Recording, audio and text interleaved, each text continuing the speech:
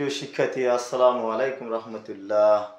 আমি তোমাদের মাঝে নাউন, অ্যাডজেক্টিভ, অ্যাডভার্ব কি দেখে চিনব এগুলার কিছু উদাহরণ নিয়ে এসেছি। এগুলা ছাড়াও আরও অনেক অ্যাডজেক্টিভ আছে। অ্যাডজেক্টিভ বলতে বোঝায় কি, কোনো নাউন ও প্রোনাউনের দোষ, গুণ, পরিমাণ ইত্যাদি বোঝাবে। নাউনও হতে পারে, প্রোনাউনও হতে পারে। নাউন কি আবার? যত নাম আছে এর দোষ গুণ থাকতে পারে। যত প্রোনাউন আছে, প্রোনাউন কি নামের পরিবর্তে, যেমন হি, শি, ইট, দে, নেম, এগুলার পরিবর্তে দোষ গুণ বোঝায়। বুঝতে পেরেছ? তাহলে এখানে আমরা অ্যাডজেক্টিভ নিয়ে আলোচনা করব।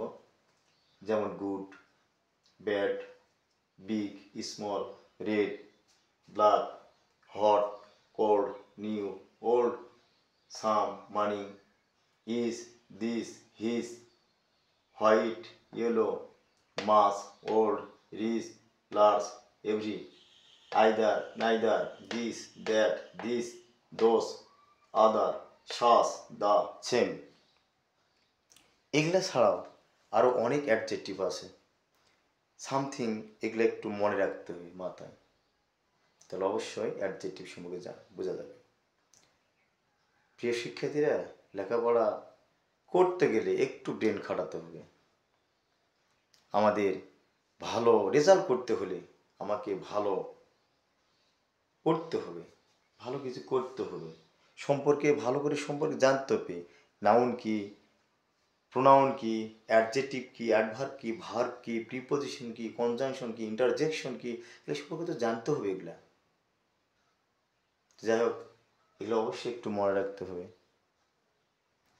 তাহলে তোমরা বুঝতে পারতেছো এগুলো আমাকে কি বলেছে। এগুলো নাউনও বা প্রোনাউনে দোষ গুণ বোঝাতে পারে। বুঝতে পেরেছ? যেমন গুড মানে ভালো। একটা ব্যক্তি ভালো হতে পারে, আবার ওই খারাপ হতে পারে, তাই না? এটাই দোষ গুণ। কেউ তো কারো কাছে সহজে ভালো হতে পারে না, কেউ আবার খারাপ হতে পারে না। যাই হোক, আমার শিক্ষার্থীরা এগুলাকে ভালো করে একটু প্র্যাকটিস করো, নিজের মনে করে প্র্যাকটিস করো। কেননা এগুলা তোমাকে কেউ পড়ে লিখে তোমাকে দিবে না, তোমাকে নিজে থেকে করতে হবে। দেখো, আমরা অ্যাডজেক্টিভের পর অ্যাডভার্ব নিয়ে এসেছি তোমাদের মাঝে। প্রিয় শিক্ষার্থীরা, তোমরা দেখতে পারতেছ বোর্ডে আমি লিখেছি অ্যাডভার্ব।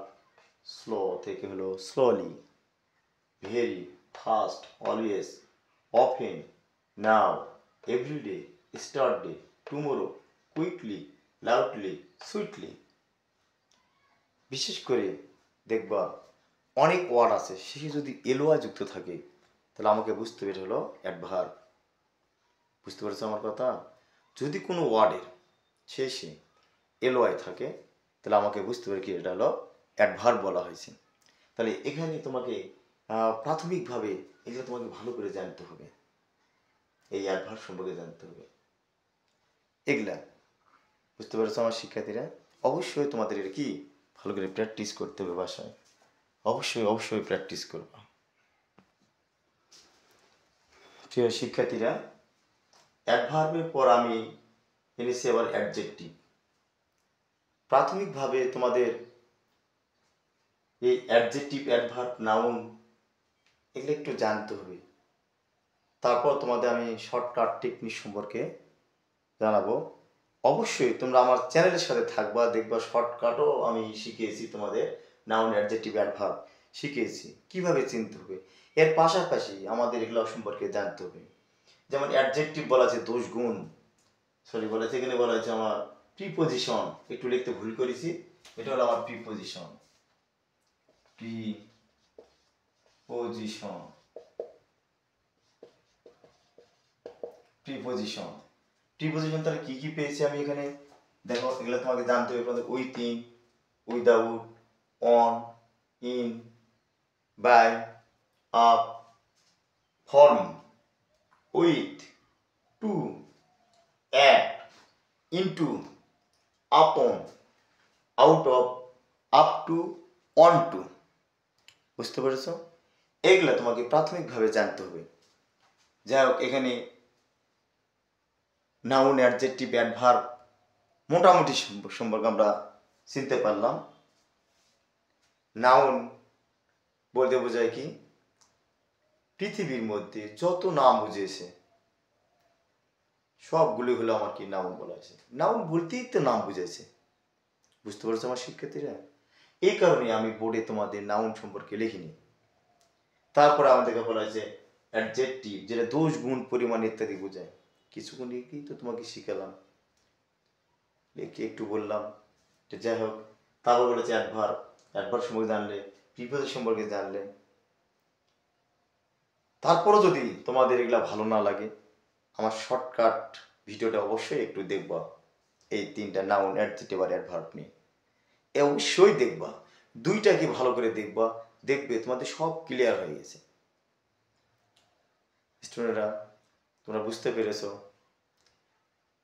আমার থেকেও তোমরা অনেকেই ভালো বোঝো।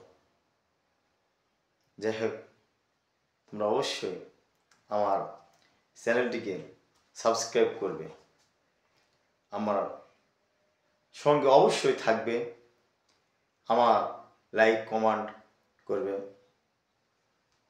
ইনশাল্লাহ আমি তোমাদের একটার পর একটা নিয়ে আসবো তোমাদের বোঝার জন্য।